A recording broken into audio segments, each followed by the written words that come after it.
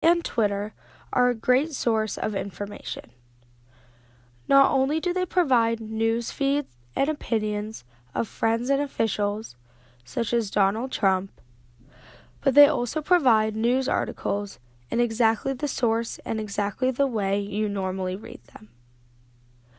How great is a site that filters out news for you and removes sites and information that you don't agree with in an extremely timely manner.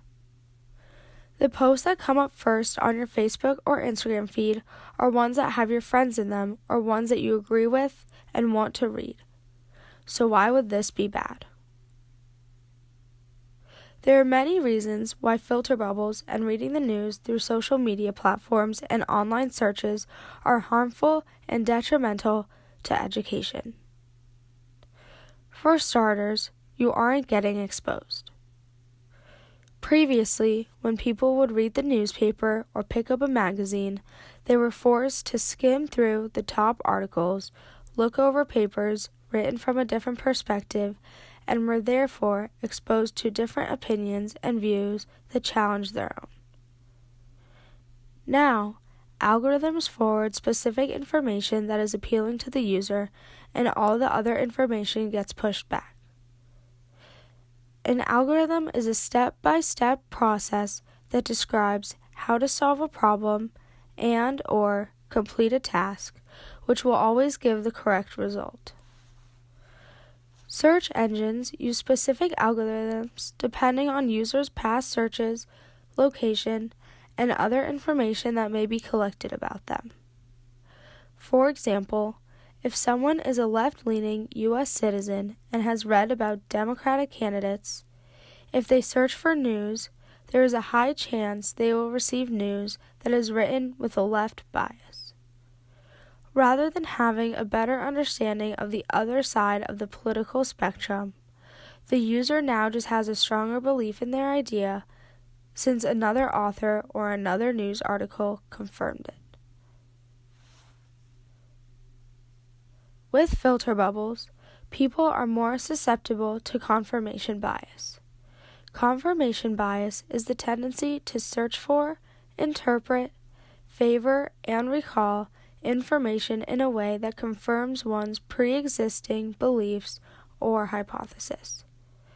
These algorithms, yet again, do not allow the user to thoroughly search for the information, but rather directly give the user that information.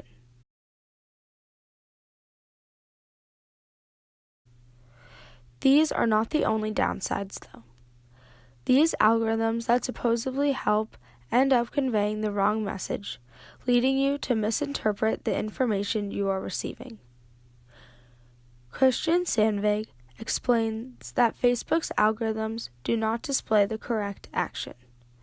For example, if you like a Facebook page, it means you then sponsor every post they put up and every word they say, which is not what you originally meant to do by simply liking the page.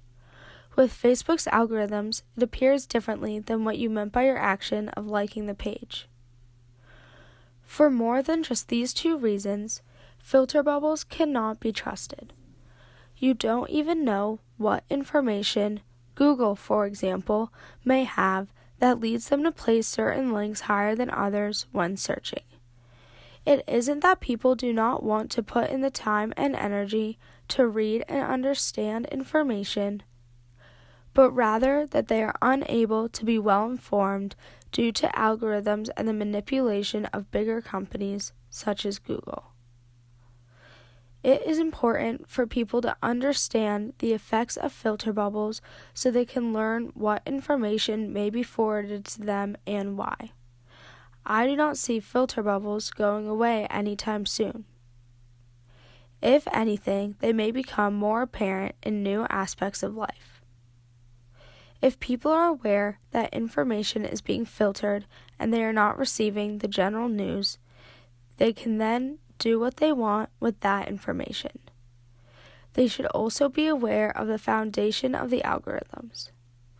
The awareness of filter bubbles and greater transparency of algorithms can help to combat the downsides of filter bubbles.